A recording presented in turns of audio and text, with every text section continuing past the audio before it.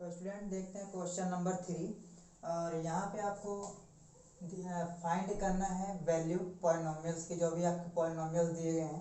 और यहाँ पे गिवन है कि x-1 क्या है, इन सभी पॉलिनोमियल्स का क्या है, एक फैक्टर है। तो फैक्टर का सिंपल सा मेथड है कि जो फैक्टर है वो इक्वल टू 0 है। दैट्स मीन गिवन हमें क्या है, x-1 इक्वल टू 0, और यहाँ से x क्या आया, 1 आ गया। तो अगर हम फर्स्ट क्वेश्चन की बात करें तो हमारा जो पॉलिनोमियल्स है px वो क्या है, x² plus x plus k है, और हमें k की वैल्यू फाइंड करनी है। तो अब किस पर फाइंड करनी है, जब आपका x इक्वल टू 1 है। तो जब भी हमारा फैक्टर्स होता है तो फैक्टर का मतलब हम उस x की वैल्यू उस पॉलिनोमियल में पुट करें जो उसकी वैल्यू आती है, और उस x की वैल्यू रखने के बाद पॉलिनोमियल्स क्या आना चाहिए, पॉलिनोमियल्स की वैल्यू 0 आनी चाहिए। तो इसका मतलब क्या हुआ, पॉलिनोमियल्स की वैल्यू 0, और यहाँ पे क्या आना चाहिए, p0 इज इक्वल टू 0 आना चाहिए। जो हमारा पॉलिनोमियल है उसकी वैल्यू 0 आनी चाहिए। इस फैक्टर का यही मतलब हुआ। तो यहाँ तो px हमारा ये गिवन है x² प्लस x प्लस 1, और हमने x की वैल्यू 1 निकाली, जो कि x-1 क्या है, फैक्टर है। तो यहाँ से हम इस x की value of x is equal to 1 put in px। हम x की वैल्यू px में पुट करते हैं तो हमारा क्या आएगा, p1 की जो वैल्यू है, जो यहाँ p1 की वैल्यू 0 आती, तो p1 यहाँ हमारा देखिए, x की वैल्यू 1 पुट करें तो 1 का स्क्वायर प्लस 1 प्लस k। अब यहाँ p1 हमने कहा फैक्टर है, तो p1 की वैल्यू क्या होगी, 0 के इक्वल होगी। दैट्स मीन पॉलिनोमियल यहाँ p1 हमने 0 पुट कर दिया, तो यहाँ क्या बना, 1 प्लस 1 प्लस k। तो इसका मतलब k plus 2 is equal to 0 या k इज इक्वल टू -2। हमें k की वैल्यू फाइंड करनी थी। तो सिंपली सा हमें ये याद रखना है कि k की वैल्यू फाइंड करने के लिए फैक्टर्स दिया x-1 तो हमने इसको इक्वल 0 किया। अगर कोई भी फैक्टर्स है तो इसका मतलब px या जो x की वैल्यू आती है वो वैल्यू क्या होगी, रखने पे ये पॉलिनोमियल्स की वैल्यू 0 आनी चाहिए। तो हमने यहाँ से x की वैल्यू निकाली, और pn फैक्टर्स का क्या मतलब हुआ, पॉलिनोमियल्स की वैल्यू 0 आनी चाहिए। हमने p1 की वैल्यू को 0 पुट किया, x की जगह पे हमने इस पॉलिनोमियल में 1 पुट किया, और यहाँ से हमने k की वैल्यू फाइंड आउट करी। अब अगर हम सेकेंड क्वेश्चन की बात करें, इसके सेकेंड पार्ट की, तो यहाँ px क्या है, px है 2x² प्लस kx प्लस √2। अब अगर आप यहाँ ध्यान दें तो x की वैल्यू 1 है, ये भी क्या है, इस पॉलिनोमियल्स का फैक्टर है x-1। और जब फैक्टर है तो क्वेश्चन में गिवन है फैक्टर है, तो x की जो वैल्यू आई वो पुट करने पे पॉलिनोमियल्स की वैल्यू 0 होनी चाहिए। तो यहाँ से value of x is equal to 1 put in px, then we get क्या आएगा आपका, p1 की वैल्यू क्या आ जाएगी, 2 1² k इंटू 1 प्लस √2। अब p1 की वैल्यू क्या है, 0 है, तो यहाँ पे क्या आया, 2 प्लस k प्लस √2। यहाँ पे 0 इज इक्वल टू क्या आया, k प्लस 2 प्लस √2। अब अगर हमें k की वैल्यू फाइंड करनी है तो k इज इक्वल टू क्या आएगा, -2 प्लस √2। ये k की वैल्यू आ गई सेकेंड पार्ट में। तो अब आपको समझ में आ गया होगा, क्योंकि x-1 फैक्टर है इसलिए हमारा पॉलिनोमियल्स की वैल्यू 0 के इक्वल होगी, और x की वैल्यू पुटअप किया हमने, जो यहाँ से x निकला, और हमने k की वैल्यू फाइंड आउट कर ली। तो आप इसको नोट डाउन कीजिए, फिर हम चलते हैं थर्ड और फोर्थ क्वेश्चन पे। अब अगर हम थर्ड क्वेश्चन की बात करें तो थर्ड क्वेश्चन में आपका px क्या है, kx² माइनस √2x प्लस 1, और आपका जो p1 है वो क्या है, 0 है, और x की वैल्यू 1 है। तो हम वैल्यू ऑफ एक्स जो हमने फाइंड आउट की थी, value of X is equal to 1, put in P X, तो क्या आएगा P1 के 1 square minus under root 2 into 1 plus 1। Factor है तो यहाँ P1 की वैल्यू क्या आएगी 0, और यहाँ क्या आया k plus root 2 plus minus root 2 plus 1। यहाँ से आपका k की जो वैल्यू है वो क्या आई अंडर रूट 2 माइनस 1, ये k की वैल्यू आ गई। अब अगर हम फोर्थ क्वेश्चन की फोर्थ पार्ट की बात करें, यहाँ पी एक्स क्या है आपका पॉलिनोमियल के x square minus 3x plus के, और हमने बताया कि यहाँ P1 की वैल्यू उसमें भी क्या है 0 है, P1 0 that's mean P x की वैल्यू 0 और x की वैल्यू क्या है 1 है। तो यहाँ पे भी अगर हम पुट करेंगे x की वैल्यू तो P1 इज इक्वल टू क्या आएगा k 1 square minus 3 into 1 plus के। तो P1 की वैल्यू चूंकि 0 है तो यहाँ k माइनस 3 प्लस के, हमें k की वैल्यू फाइंड करनी है। तो 0 इज इक्वल टू क्या आया 2k माइनस 3, और यहाँ से 2k इज इक्वल टू क्या आया प्लस 3, और k की वैल्यू क्या आई 3/2। तो इस तरीके से हमने थर्ड क्वेश्चन के चारों पार्ट को आपको बताया, चारों जो क्वेश्चंस थे वो किस तरीके से होंगे।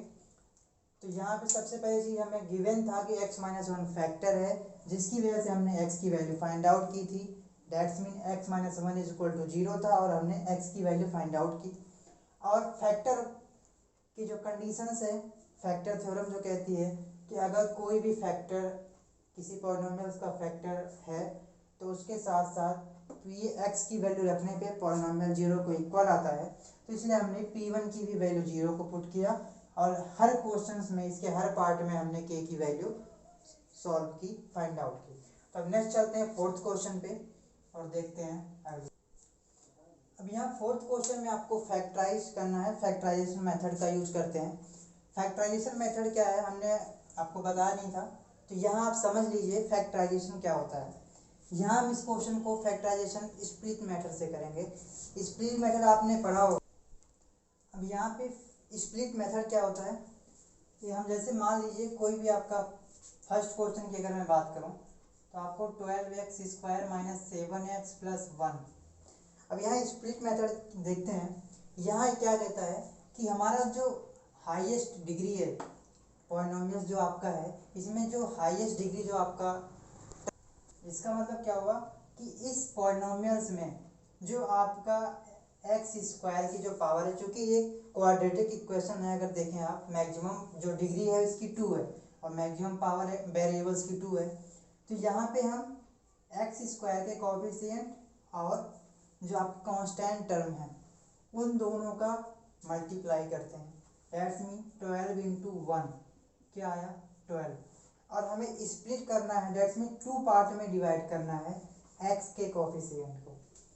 तो यहाँ पे हम कोएफिशिएंट को कैसे स्प्लिट करेंगे, उसका रूल्स क्या है कि हमें दो ऐसी नंबर्स लेनी है जिसका मल्टीप्लाई करने पे ये प्रोडक्ट आए और प्लस या माइनस करने पे -7 आए, या 7 आप मान चलिए कि 7 आए। तो यहाँ हम क्या करेंगे, अब कोई ऐसी नंबर आप लीजिए 4 3 जा 12, एक 4 और 3, अगर हम इस नंबर को लें तो 4 + 3 7 होता है, और 4 इंटू 2 करेंगे तो इसका प्रोडक्ट दोनों का 12 आ रहा है। तो इसका मतलब हम दो नंबर इसको किस में ब्रेक करेंगे 4 और 3 में। तो यहाँ 12x स्क्वायर माइनस 7 को हमने 4x प्लस 3x इसमें कन्वर्ट कर दिया, 7 को 4 + 3 में किया और x में मल्टीप्लाई था तो हमने x साथ ले लिया, प्लस में 1। अब अगर हम इसको ब्रैकेट को ब्रेक करते हैं तो क्या बनेगा 12x square minus 4x minus 3x plus 1। इसके बाद हमें क्या करना होता है, दो दो पार्ट को हम एक साथ कर लेते हैं। तो हमने इन दोनों को एक साथ किया और यहाँ पे माइनस कॉमन हुआ तो यहाँ पे ये दोनों साथ हुए 3x - 1। अब यहाँ पे आप देखें तो इस ब्रैकेट में आपको कुछ कॉमन नज़र आएगा जो कि क्या है 4x है। तो यहाँ क्या बचा 4 3 जा 12 और x की एक पावर बाहर तो अंदर एक पावर बची माइनस 4x से पूरा बाहर तो यहाँ क्या बचा 1 माइनस यहाँ पे आपको कुछ कॉमन दिखाई दे रहा है 1 तो ये 3x माइनस 1 ही है। अब यहाँ पे अगर आप देखें तो 3x माइनस 1 दोनों पार्ट में है तो यहाँ 3x माइनस 1 कॉमन हो गया तो बचा क्या 4x माइनस 1। ये आपका फैक्टराइजेशन था। तो यहाँ पे स्प्लिट मेथड यही था कि हमें जो x का कोफिशिएंट है उसे हमें ब्रेक करना है दो ऐसी नंबर्स में जो प्लस या माइनस करने पे x का कोफिशिएंट दे और मल्टीप्लाई करने पे एक्स स्क्वायर के कोफिशिएंट और कांस्टेंट टर्म का जो प्रोडक्ट आया था उसके इक्वल है। तो हमने इसको 4 और 3 में ब्रेक किया और ब्रेक करने के बाद हमने दो दो के पार्ट में एक साथ लिया, फिर उसमें से हमने दोनों ब्रैकेट्स में कॉमन लिए। कॉमन हमारा इधर 4x आया तो और यहाँ 1 कॉमन हुआ तो 3x माइनस 1 बचा। अब चूँकि पूरे में 3x माइनस 1 कॉमन था तो हमारे पास बचा 4x माइनस 1। तो इस तरीके से हमारे पास जो आंसर आया जो फैक्टराइजेशन हुआ वो 3x माइनस 1 और 4x माइनस 1 का हुआ। तो इसी तरीके से अगर हम सेकेंड क्वेश्चन की बात करें इस पार्ट के तो यहाँ आपको गिवन है 2x square plus 7x plus 3। यहाँ पे हम सबसे पहले क्या करेंगे एक्स स्क्वायर के कोफिशिएंट और कांस्टेंट टर्म को क्या करेंगे मल्टीप्लाई करेंगे। तो 3 2 जा 6। अब 7 को ऐसे ब्रेक करना है कि ताकि दो नंबरों में जिससे नंबरों का मल्टीप्लाई क्या है प्रोडक्ट क्या है 6 आए और प्लस या माइनस करने पे 7 आए।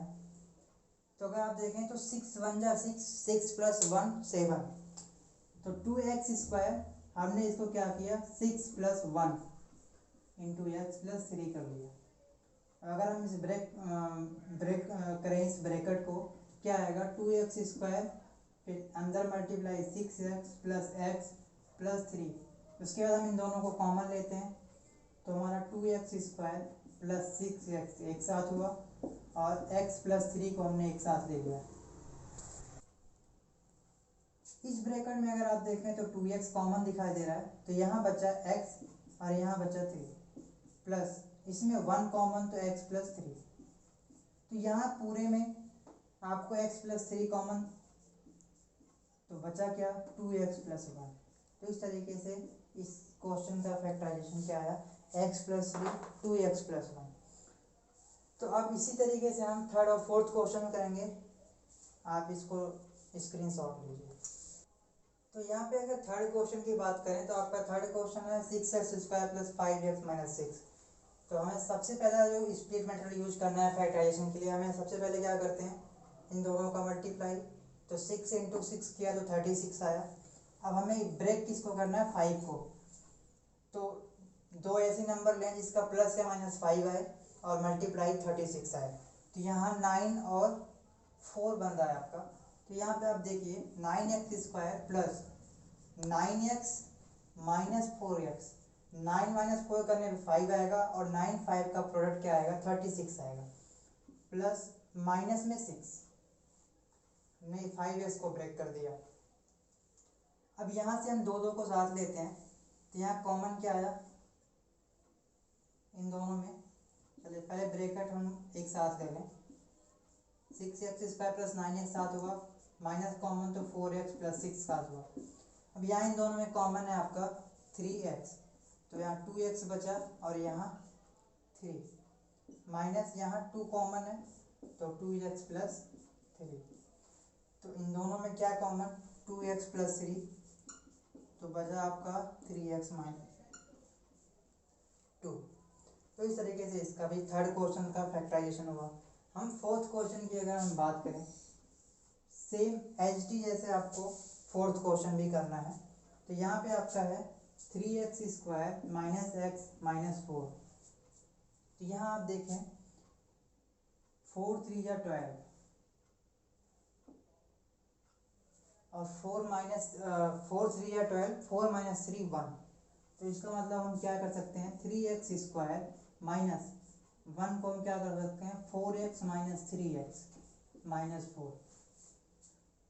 4 माइनस 3 करेंगे तो 1x आएगा, 4 इंटू 3 करेंगे तो 12 आएगा। ब्रेक करें तो 4x प्लस 3x माइनस 4, इन दोनों को साथ लिया और यहाँ प्लस 3x माइनस 4। तो इसमें क्या कॉमन नज़र आ रहा है आपको, x कॉमन दिख रहा है, तो 3x माइनस 4 आया और यहाँ plus 1 common, 3x minus 4 common आया। दोनों में कॉमन क्या है 3x माइनस 4, और बचा क्या x प्लस 1। तो इस तरीके से हमने सेकंड क्वेश्चन में सारे फैक्टराइजेशन को सॉल्व किया। अब नेक्स्ट चलते हैं फिफ्थ क्वेश्चन।